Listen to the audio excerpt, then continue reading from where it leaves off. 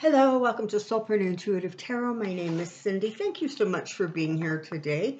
You're going to be seeing this on February 8th. So, to the new subscribers, thank you so very, very much for being here. Welcome to the Soulprint family. I hope you enjoy what Soulprint offers. To my established subscribers, well, of course, I just adore you.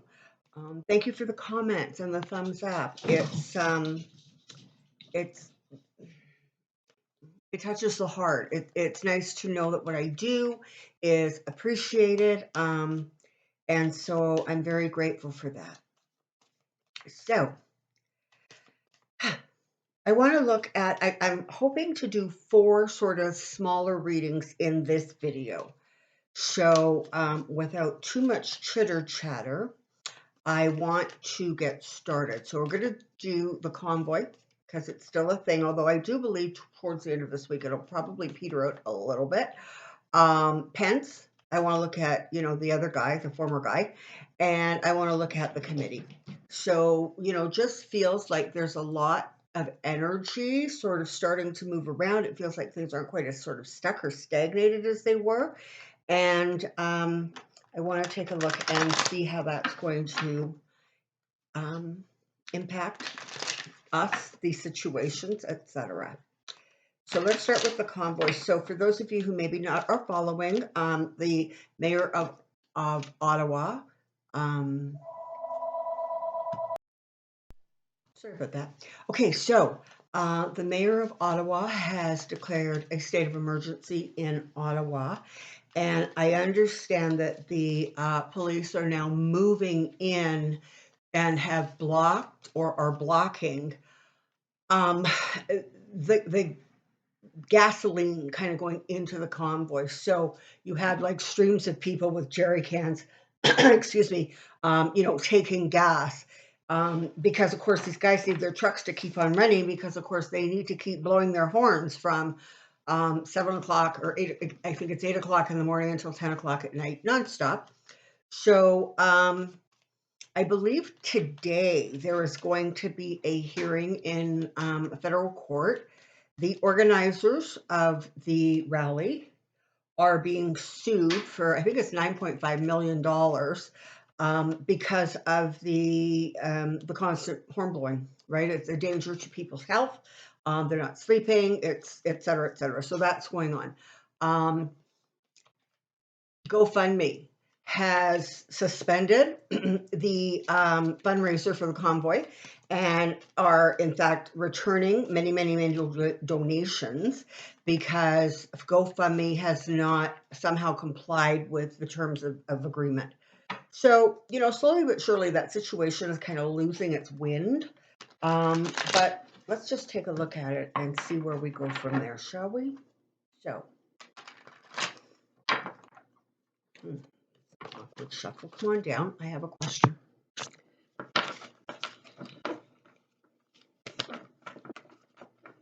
Wow, these cards just really don't want to come together for me. One more shuffle. Focus in on. And those, there have been protests, I believe, in all major cities across Canada this past weekend. I know there was one in Edmonton, which I'm not far from Edmonton, and the police went in and blocked off all of the roads leading towards the government buildings so they could restrict access. But from what I understand, a lot of the roads were being blocked by the convoys anyway. So let's take a look. Current Canadian convoy, current Canadian convoy, current Canadian convoy. And not surprisingly, of course, QAnon has joined the convoy, joined the protesters. So let's see what we have here. We have Page of Wands, Priestess, 5 Cups, Sun, Ace of Pentacles, and the Hermit. Okay, so this is where we kind of start. The messaging, the original messaging has been so far lost, pushed to the side. And what was supposed to be truckers who, and by the way, like something like 85 or 90% of Canadian truckers are vaccinated. So this was a small group of people who were protesting about the back and forth thing over the border, irregardless. It has now turned into if you don't like any of the mandates, if you don't like the government, if you don't like politics, if you, whatever you don't like, come on down here, join the convoy and complain. So that's where it is right now. And that, of course, has created, a lot of really mixed messaging. It's like it's so far removed now. And what you do have is, again, it's like hardcore. It's those people who, just love the former guy. It's that same sort of mentality, which is where we're just locked in and we're going to stay here and we're going to demand until you um, comply with our crazy wishes.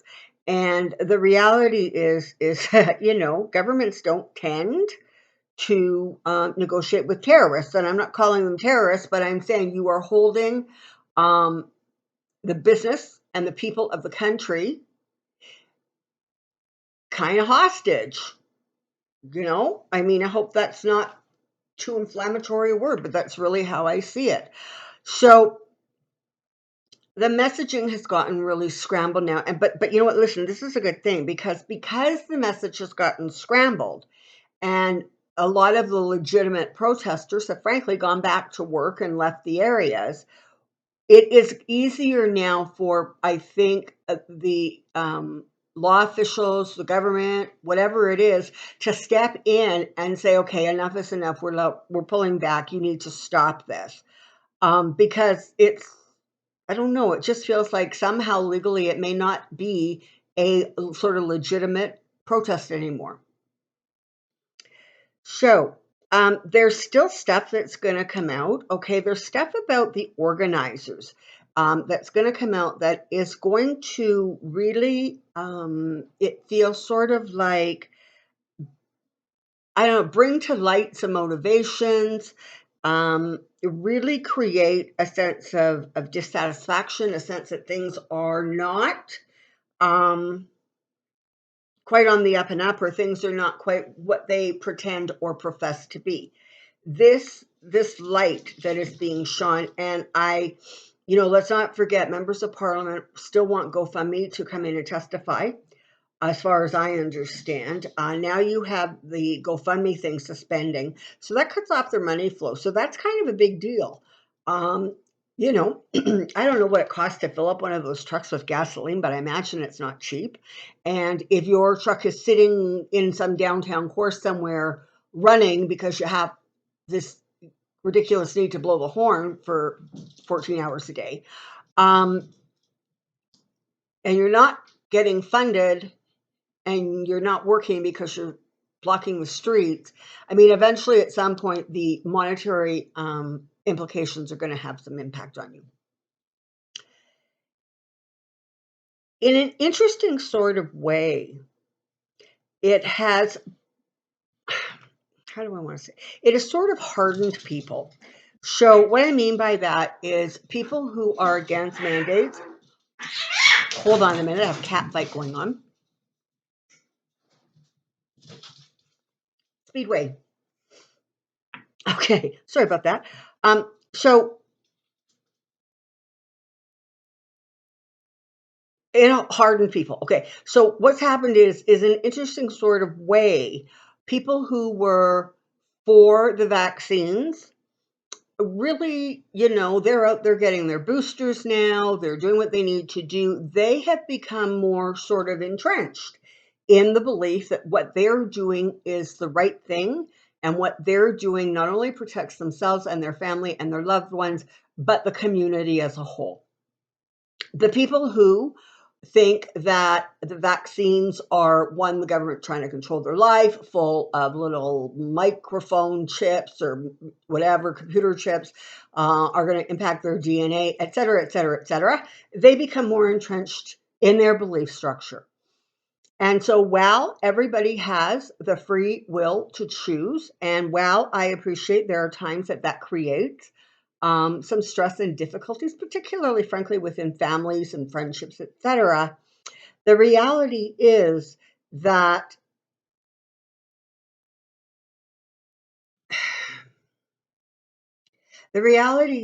that people are simply going to stick with their beliefs, I guess is what I'm trying to say. At this point, particularly around the convoy, you have people who are not going to budge. So emotionally, intellectually, etc. So it doesn't matter anymore who says what. It's gone far beyond a place where, well, if I speak logically to them, they'll figure out that maybe what I'm saying really does make sense. That is sort of a moot point at this point because everybody really has become entrenched and the messages have become confused, um, you know, et cetera, et cetera. So,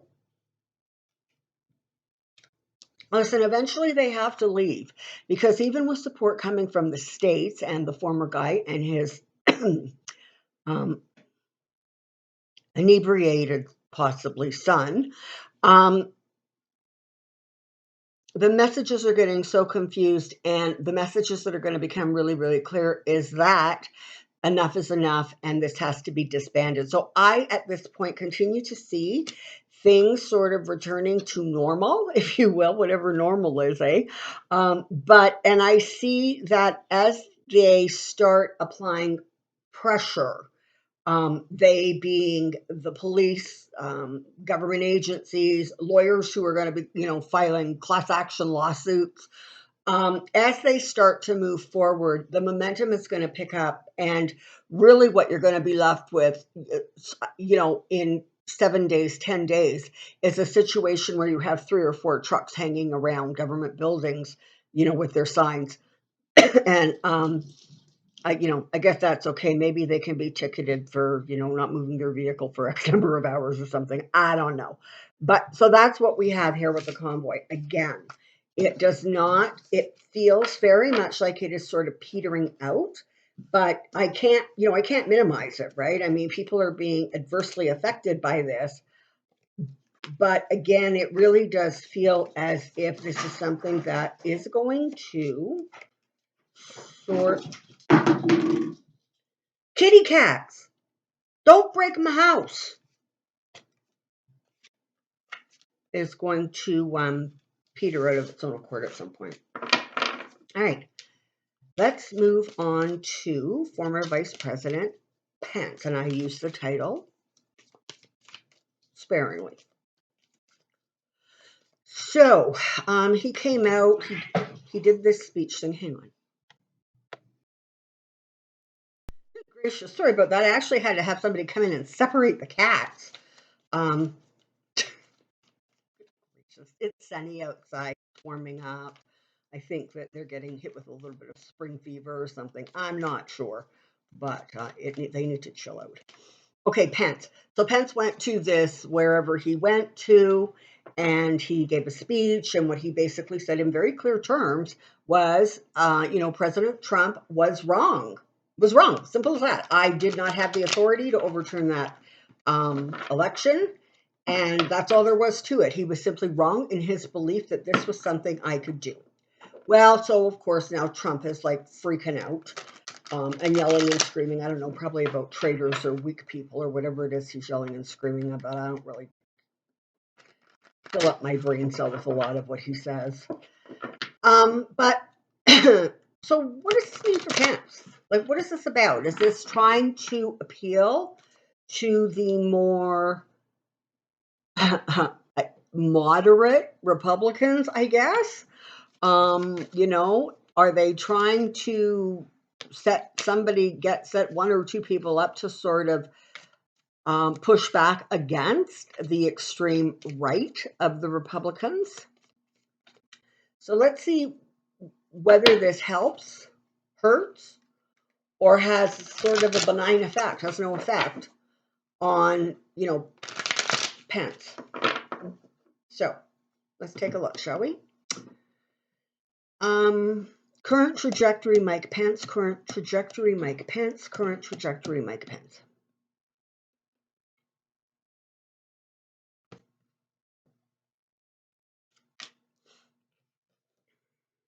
Three of Cups, Nine of Cups, the Sun card, Page of Cups, Four of Cups.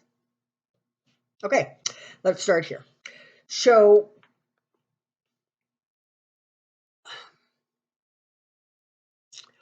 whoever is working with him, I don't know whether he has officially launched a campaign or whether it's still kind of in the works and they're sending out feelers, but the people that are around him, okay, that advised him, they felt or they feel like this was a really powerful, good message to send out, because what it does is it separates, creates some distance between him and Trump. Now, for some people, I don't think that it's going to have quite the impact, if you will, that they had hoped. I think a lot of people are, it feels like they're going to break down into three camps. One, those who say, listen, too little, too late. Two, those who still believe he's a traitor. And three, those who are looking at him and saying, you were a puppet, an absolute puppet as a vice president. How can we think you're not going to be a puppet to someone or something as president? Like, he's going to pay for that kind of really, really submissive role that he played. You know, from what I understand it, generally speaking, vice presidents in the United States, I mean, they definitely have a secondary role, and very often they sort of kind of fade back into the woodwork a little bit. But for him, it's just going, literally, I can see commercials coming out against him if he goes forward with this. With, you know, that scene that was in that boardroom where Trump moved the water and then Pence moved his water, and then Trump took his water and put it on the floor and Pence took his water and put it on the floor. That kind of thing.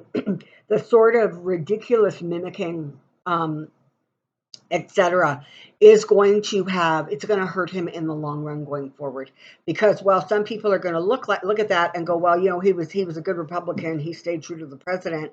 Other people are going to look at that and go, you know what, maybe that's okay for a vice president. Not so sure it's going to be great for a vice president. So what I'm saying is, I think the people around him maybe have some stars in their eyes about where this can go should he actually decide to go ahead and run for president.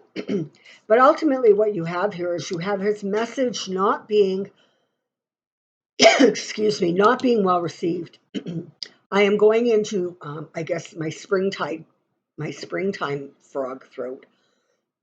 So I will do what I can to minimize it, but please bear with me. Okay, so yeah, it feels very much as if he's going to have a lot of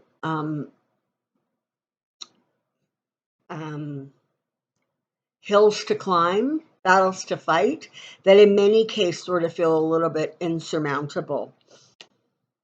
He's going to, interestingly, on the one hand, he's going to try to separate himself out from the former guy, but on the other hand, he is going to attempt to play up the partnership of the things that he feels are, you know, part of the Republican agenda.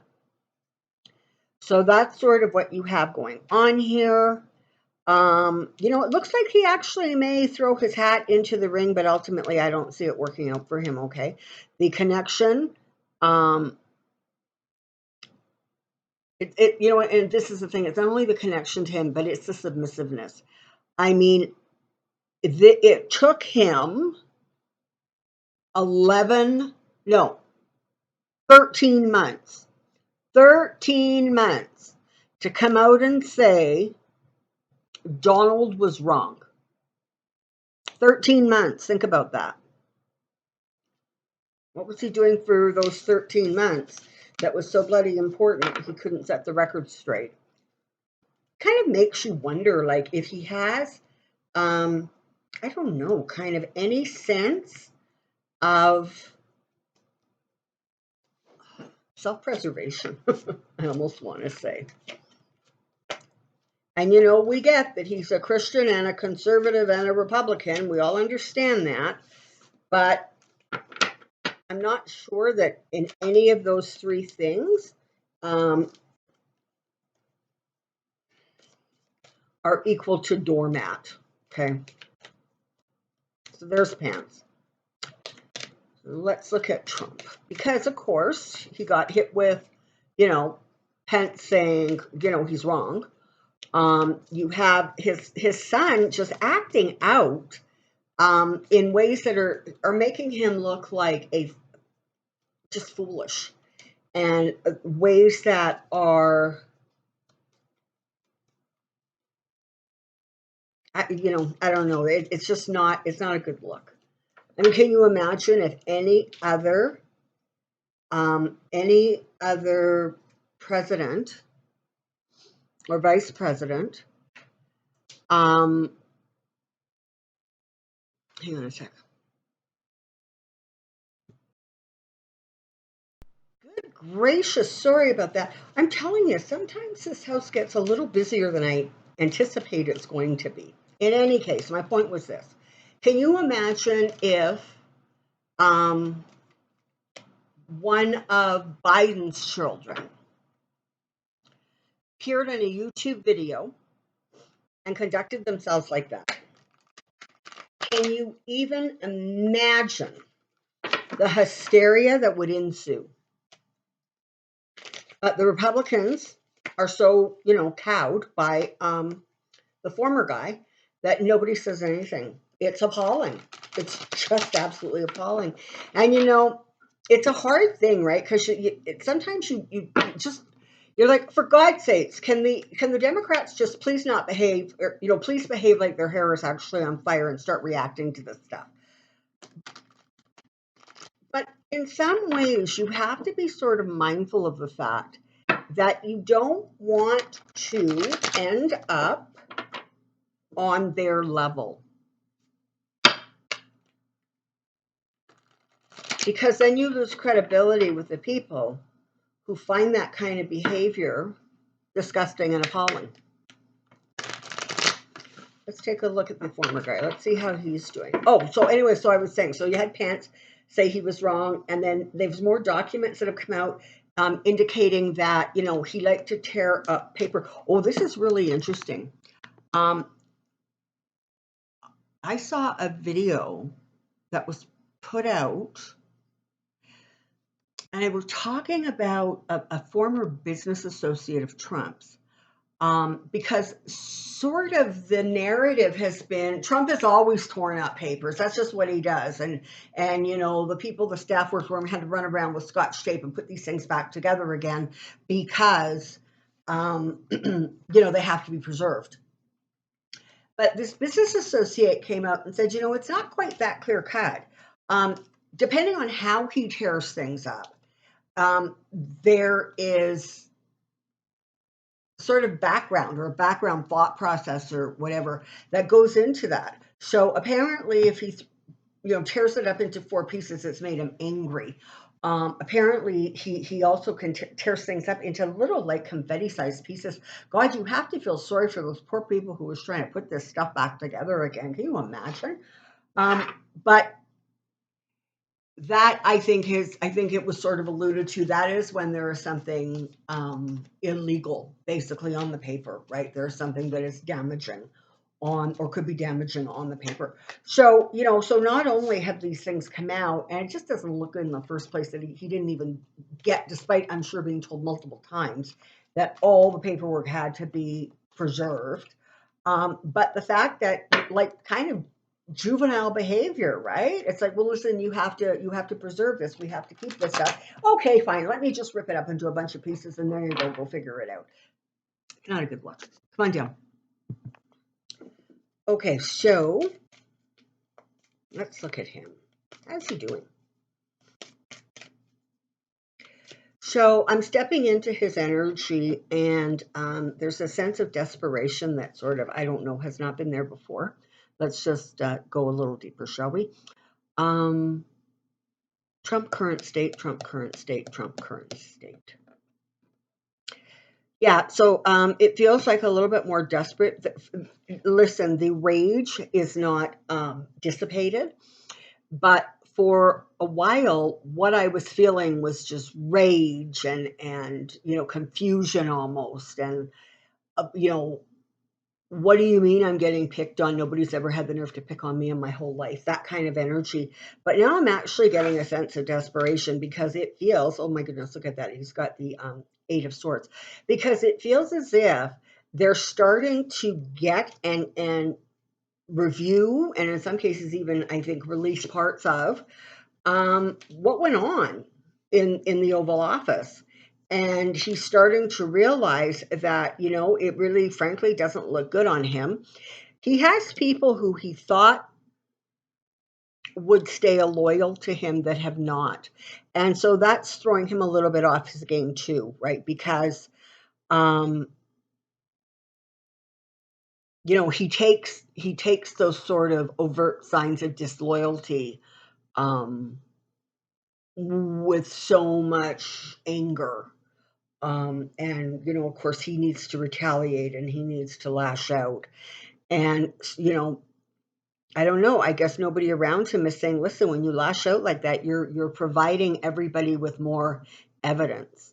Whether you are telling people to take to the streets and protest if anybody dares indict you, whatever it is, whether you're telling your rally goers that there's certain district attorneys in certain places that really need to be, I don't think he said stopped, but, need to be given a hard time. So every time he opens his mouth, he incriminates himself, but nobody seems to be able to tell him to keep his mouth shut. And honestly, why would you? Because it's not like he's actually going to listen to you or do what you suggest. So there is an abundance of material that the J6 committee is getting. And he is starting to react to that sort of on I almost want a cellular level. His gut is screaming, danger, danger. His brain is going, I can't figure out how to get out of this. And in some cases, it's not even that as much as it's more, I don't know who to find to get me out of this. Because that's more of his mentality, right? He's not I'm going to roll up my sleeves and get to work kind of guy. He's a delegate kind of guy. So it feels as if this despair, this real fear, this anger is ramping up. It's just ramping. Oh my goodness. Okay. So ultimately, he is not going to be able to hide behind his presidency. It's just not. And it's really in many ways going to all come tumbling down. A lot of stress, a lot of worry. I mean, look, he's got the Eight of Swords, the Nine of Swords, and the Death card in really close proximity to each other. Oh, and there goes the Wheel of Fortune. So even that's not looking very good, is it? Okay, so that's where we're at here. By the way, I'm not going to do a reading on this right now. I may do one for later on in the week. But, I want people to just sort of relax a little bit, if you can, with regards to Merrick Garland, okay? Because just because you're not hearing stuff, just because things aren't happening as fast as we would like, it doesn't mean things are being ignored, okay? His message was very clear the last time he spoke, where he said literally, nobody is above the law, and we are looking into and investigating the things that need to be investigated. So, at some point, even though it may not be zipping along, you have to at some point just kind of stop the worry and anxiety about it. I know it makes good television, but in reality, it's just kind of let the man do his job. He is literally The Department of Justice is looking at bringing down a former president. Think about the magnitude and the impact of that. And I can hear you. He deserves it. He should. I'm not arguing. I'm just saying. Think about the magnitude of a Department of Justice actually bringing down a former president of the United States for that kind of illegal behavior. All right, let's take a look at the J6 committee. Here we go.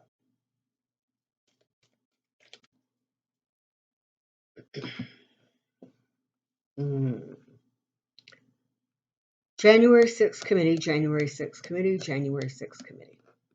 Where are we at here? What's going on?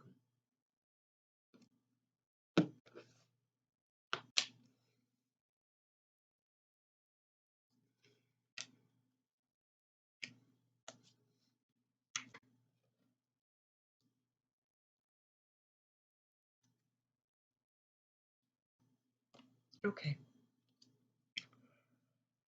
So this is where they're at. They are continuing to receive a lot of information. There are a lot more people talking to them than I think we, the general public, sort of realize or understand. Just, there's a lot of people that go in there and they talk to him and they give them their testimony, but then they don't run in front of a camera and say, I gave them my testimony and this is what I said. So there's a lot of people that are kind of coming and going very quietly who we're sort of almost not aware of, or if we're aware of it, we don't really have any insight into the information that was offered. So there is a sense that I almost want to say it feels sort of as if this committee is moving very slowly, but in fact, I think, when was it? It was July or something that they were actually formed. So, they haven't been at it that long. I mean, how long did that damn Benghazi investigation go on for? This is what, 9 months, I guess. I don't know. 7 months, something like that.